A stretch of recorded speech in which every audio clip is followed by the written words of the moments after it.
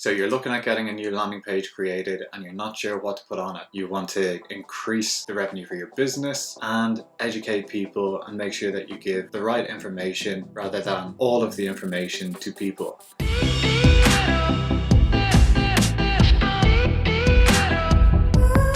So what are those things and how are you going to increase your revenue? That's what we're going to talk about in this video. We're going to have a look at 11 landing page tips to help you increase the revenue for your website. Stick around to the end of the video where we give some really nice tools that will help you improve the design of your website, making informed decisions, helping you increase the revenue for your business by working on these 11 things. Okay, so increasing the revenue from your website. How do you do it? What are those things that are going to improve your customer journeys and increase the bottom line for your business? So in this video, we're going to have a look at the 11 things that you need to do to improve the quality of your landing page, which will increase the revenue for your business. So before we get into what we put onto your website, you really need to first sit down and make sure that you have clear goals. What does your business offer? What are the services? And what are the actions you want people to make when they go onto your website? It's not just getting people onto your website, growing traffic and getting eyeballs on there. Different people have different needs and we want to make sure that we're targeting the right ones and that we help them take the actions that they want to do when they're on our website. People are there with intent or to learn. So let's make sure that we understand that. So the main goals that we see with landing pages are simple. They are generating leads. That could be a phone call or an email inquiry. It could be an online purchase or doing a brand awareness campaign. Usually those should be kept for larger businesses because what's happened over the last few years is people want more direct advertisements. They know what they want and they simply want to be able to go through a few steps and purchase what they need or inquire with you to find out more information. So if you are a delivery company, the main thing that you want to do is to get more orders. You need to get your drivers out, get your chefs cooking and get customers ordering that food.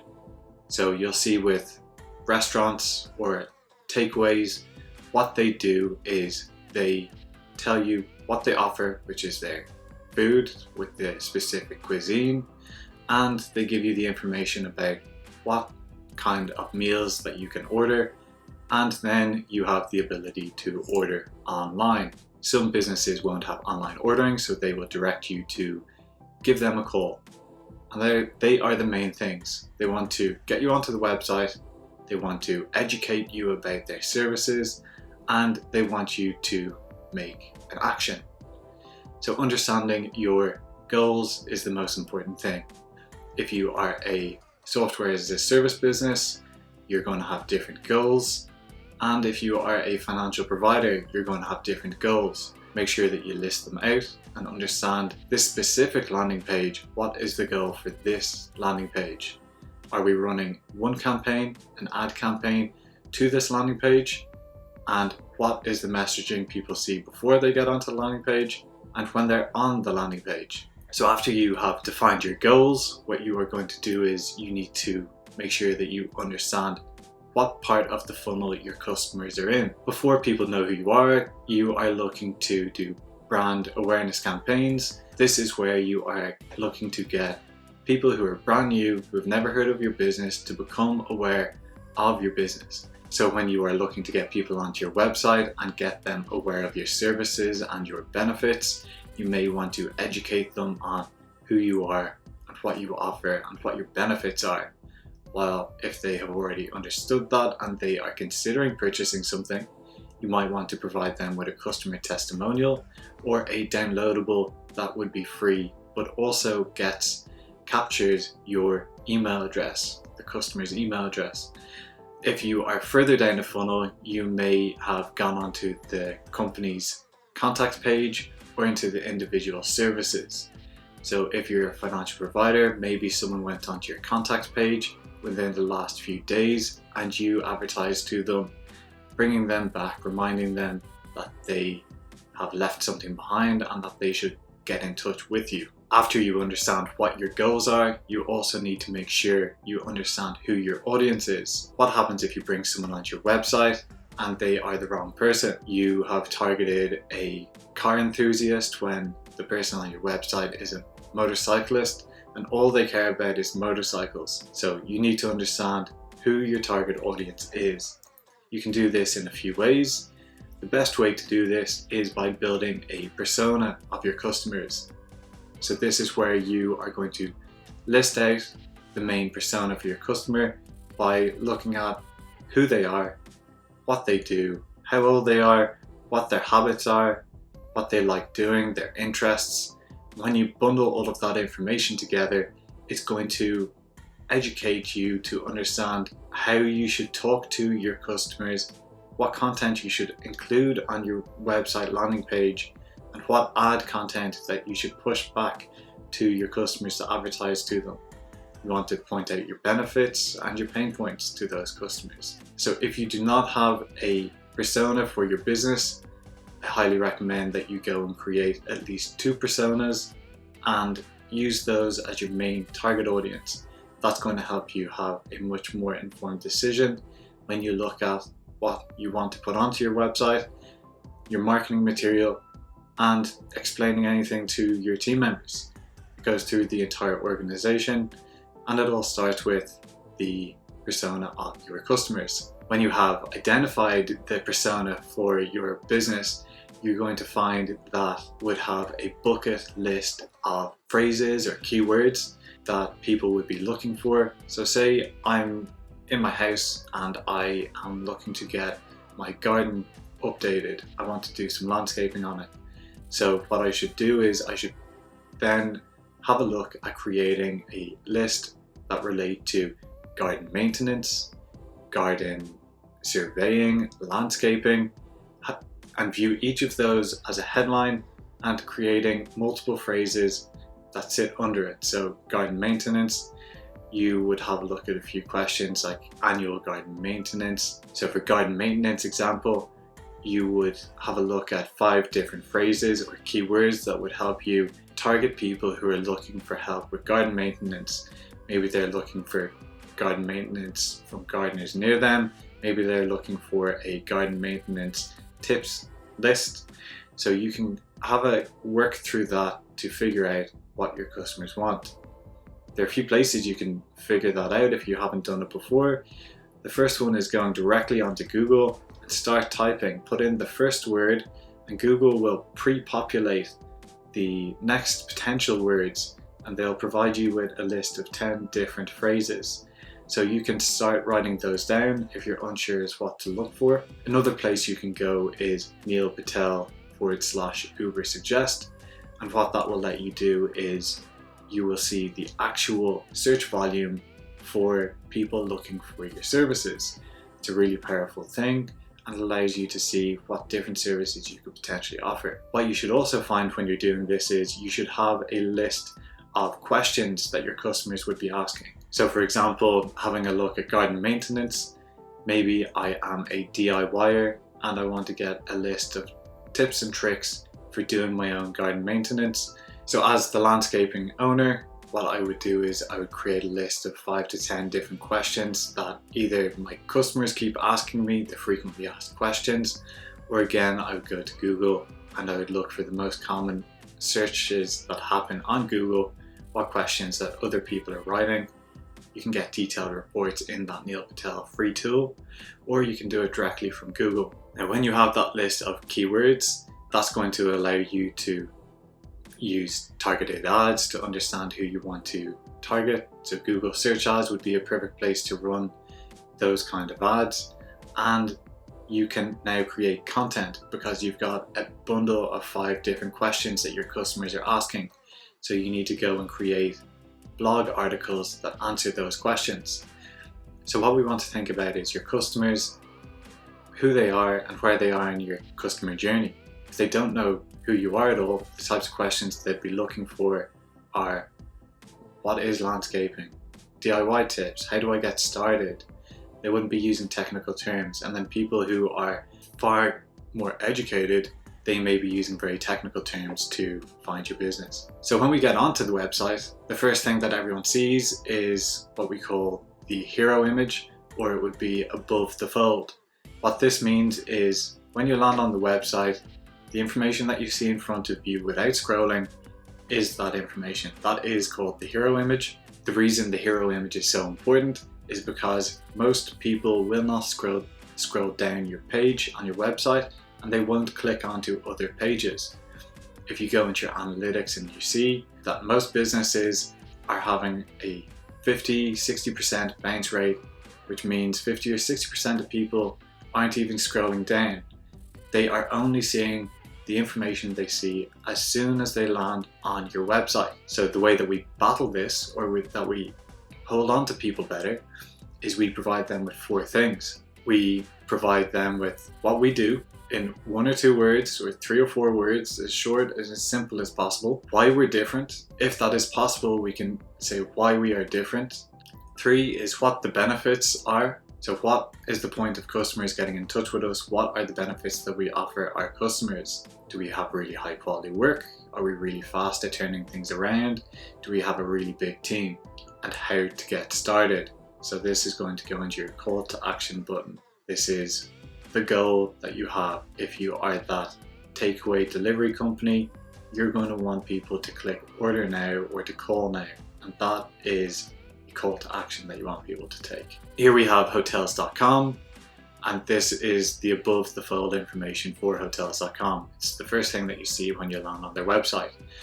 So what we see here is we have their navigation menu, breaking down their main services into different headings. What we can really notice here is a really large image of a beautiful beach, and they're doing that on purpose because they want you to think about the trip that you would be taking. Hotel companies don't want you thinking about the action of having to place a booking and think about that booking and potential cancellations. They want you to think about the experience. That's why more than half of the page is given purely to the image. And the only call to action that they're putting in the middle of the page is to set up your booking. Where do you want to go? When are you going to arrive? And when are you going to leave? And that will then allow you to see all of the potential results to let you know where you can go on holidays or what you can book through hotels.com. The next thing that we want to include on the landing page is our features. So why are people looking to book with us? Do we offer free cancellations? Again, this is taking information from hotels.com. So they offer free cancellations on most hotels. They offer price guarantee, and they allow you to have a reward system. So the more that you buy, then you start getting to save stuff. So they are listing out some of the unique benefits that hotels.com offers, making you see all of the different benefits and drawing your eye to unique selling points. With landing pages, what's been happening over the years is people want things in a simple way. They don't want to be complicated. They don't want 10 options given to them. People get overwhelmed when they see more than 3 options. So on your landing page, be very direct, be simple. Tell them where to go, tell them why they should go there, and fill in any other gaps depending on the business that you have. We'll cover that in the next few points. So like we were showing, we have the call to action, which is for hotels, asking people to put in the location they're looking to go, the start and end date of their trip, and to search. And then you're into the experience of picking the best place to stay, the best hotel. So you really need to make sure the call to action is big and bold. If your call to action is not looking aesthetically well, then you're not going to convert.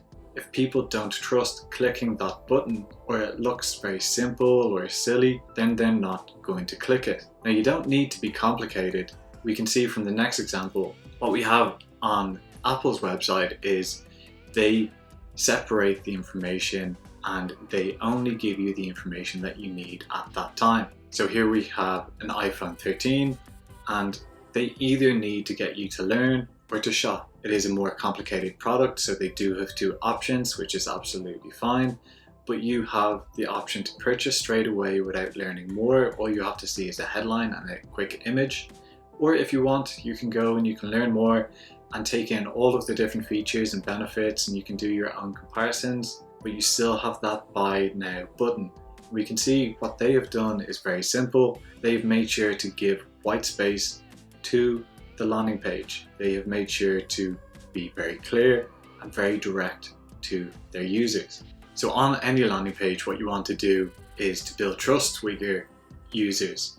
You want to make sure that you're doing that by communicating to them. And the next points that we have in this list is going to drive towards that. We want to communicate with people if it is required. If you've got a very simple business, it may not be required. Have a very simple call to action and let people get to the end destination. If you have an e-commerce shop, you may just want to let people make a purchase within 2 clicks. Including customer feedback or social proof is extremely important for any business. If you are looking to get people to trust you, one of the best ways to do this is by getting referrals from other customers. So what we will see lots of businesses do, well-established businesses, they will include customer testimonials again and again. They'll include them at the homepage, they'll include them on a product page, and they'll include them on a checkout page. Again, it keeps building trust, making sure that the person on your website feels comfortable and that they trust you and that they are going to give you a call to spend their time and to spend their money. So you really need to work on the trust. So highly recommend, one of the best tips is including social proof on your website. Including our team section on the website is going to help you a lot because it's going to put faces behind your business. Again, looking to communicate who you are, what you offer to your customers. So you want to showcase people who work on your business, people who are going to be talking to your customers.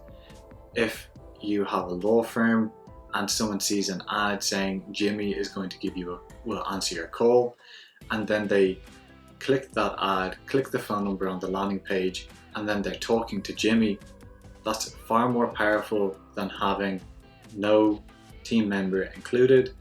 It helps give backing from your employees, it helps put a face to your business and personalizes your business. This again builds the sharing and education that you're providing to your potential customers. Customers now have choice on thousands of websites.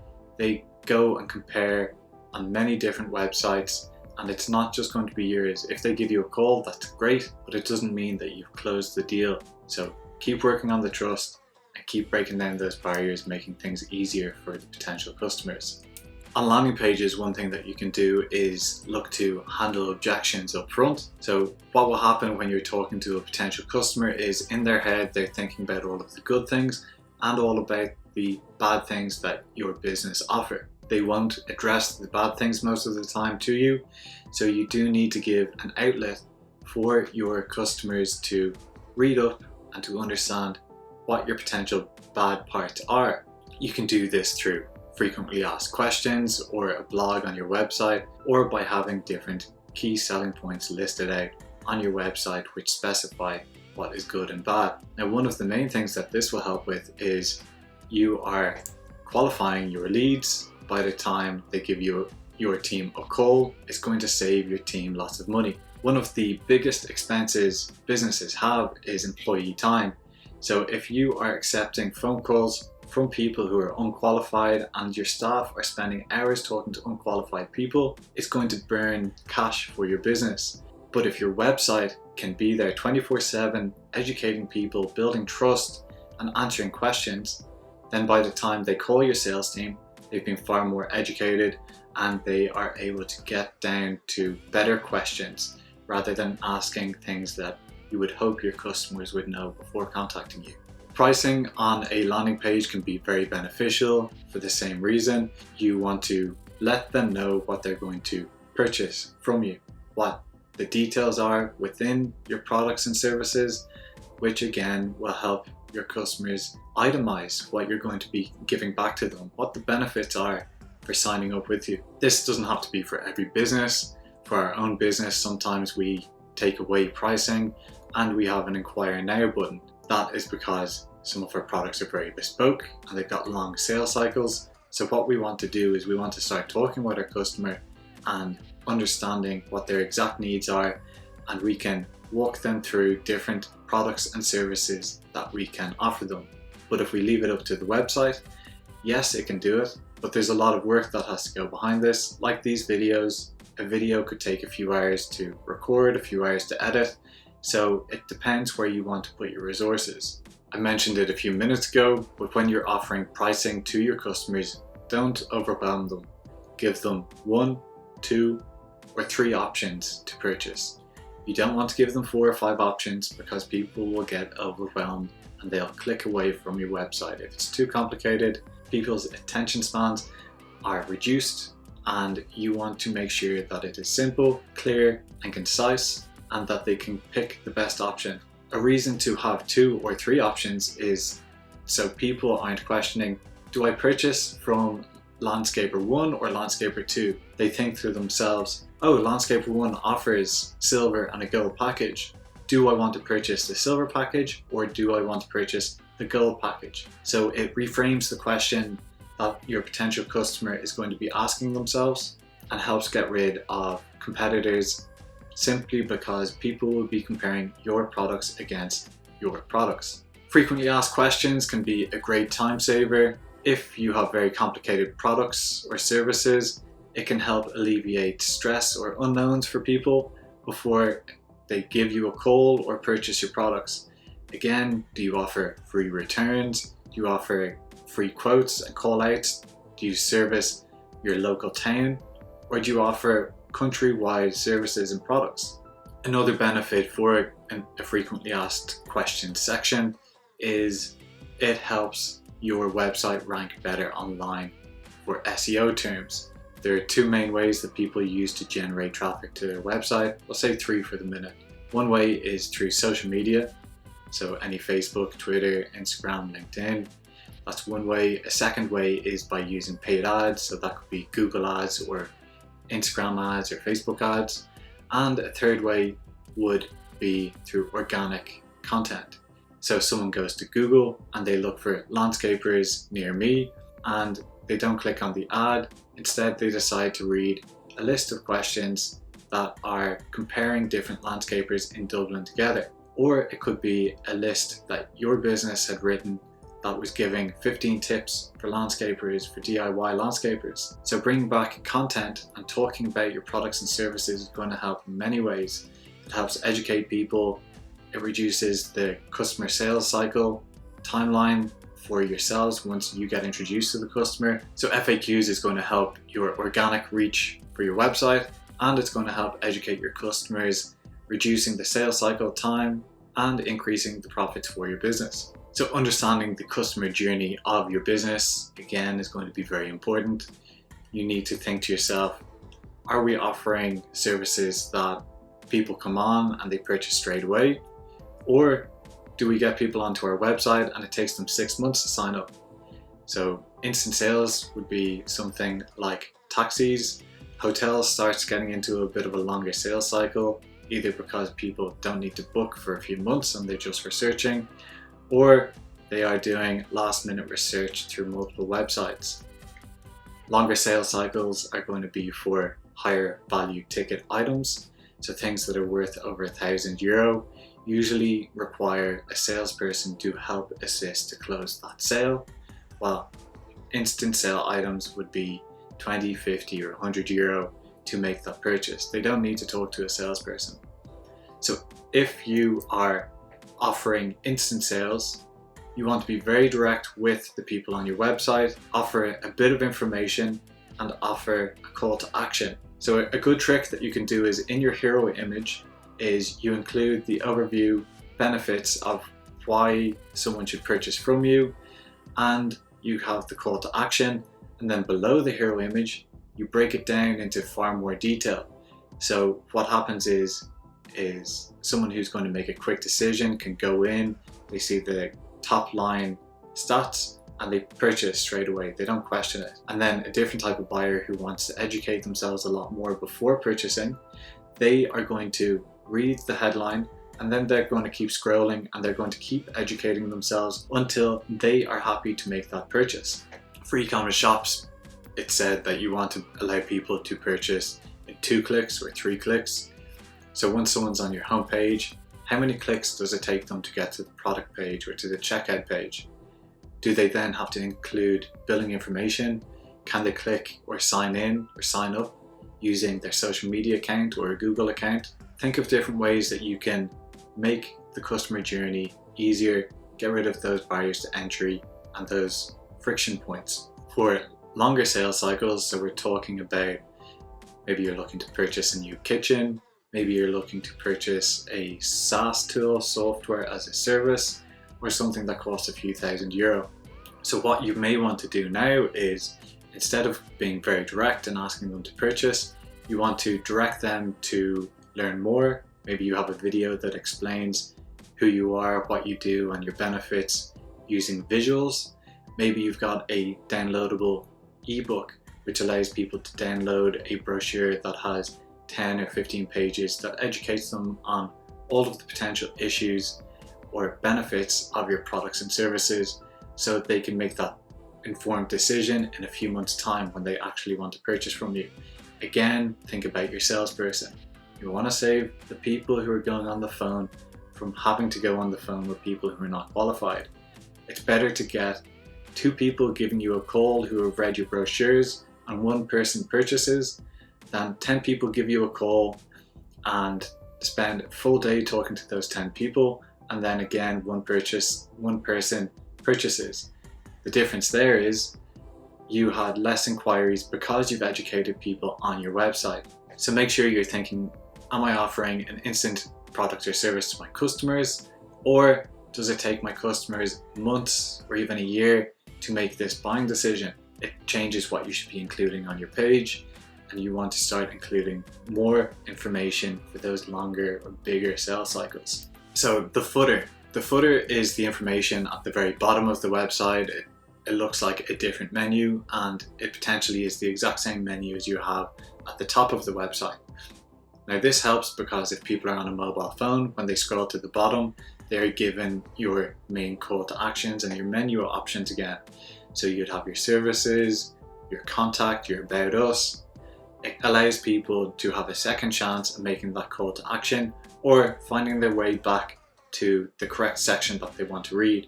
Maybe they ended up on a page and they got a bit lost and they need to find their way back. So a footer is a very good place to do that. Again, it gives better architecture to your business and just allows people to find the information that they need faster. Okay, so now we're in a tool called Ubersuggest, and what this will do is it will help us identify the search volume that people are making for your services every single month and potential questions that people are asking that will let you write content to target those people with the pain points of your customers. So go to neilpatel.com/Ubersuggest, and when you're here you want to put your main service into the search box and click search. If you're specific for one country, then make sure that you change that in the middle as well. Okay, so what we see in Ubersuggest is we see an overview of the average search volume, how difficult it is to rank organically, or what kind of competition is around online and the average cost per click for this. So landscaping is quite expensive. It costs $7 just to get a cost per click on your Google Ads campaign. The reason that is so high is because your competitors are targeting that keyword and that's what they're willing to pay. So if you're looking at cheaper services, the cost per click is going to keep dropping. Or if you're looking at more expensive stuff, it's going to keep expanding depending on what your competition wants to do. So solicitors, lawyers, they can end up spending 20, 50, €100 on a cost per click. So do think about your industry. If you take €100 on average per sale and it costs €7 per click, that means within 10 clicks you're going to break even, and then you need to try and make some money off the business. So it doesn't make sense. So make sure that your maths is making sense, that your business is going to be profitable if you're looking to run ads there. When we scroll down, what we're able to see is we're able to see keyword ideas, and we're able to have a look to see many different phrases that people are using. So here we have landscape maintenance is the main one, and it's searched 4,400 times on average per month. It's got a pretty decent SEO score, so what would be good here is to start targeting this, writing content that targets landscape maintenance. Then if you're starting to look for landscape maintenance near me, this is a more specific phrase. It's further down the funnel. You're more likely to be getting a call off this because people are looking for landscapers near them, which means they have more intent to be purchasing or to be calling that landscaper to ask them to do a job. We can see that reflected down below. There's less people searching it, and the cost per click has increased as well. One of the phrases we see here is average cost for landscaping maintenance. So what you could do is you could have a blog that talks about costs related to your landscape maintenance. If it's far too bespoke, that's fine. What you can do is don't go down that route with your customers, or you can provide them guidelines. You don't need to give them exact pricing, you just want to help educate them a bit further. The second thing that we get from Uber Suggests is we get content ideas. So what we can do with this content idea section is we can look to see what 4 blogs should we write for our website, and what are other blogs that are already live, how did they perform? Should we rewrite the heading, or should we look at different topics for our blog? So how much does commercial landscape maintenance cost? This is great. This is a great thing for you to have a look to write.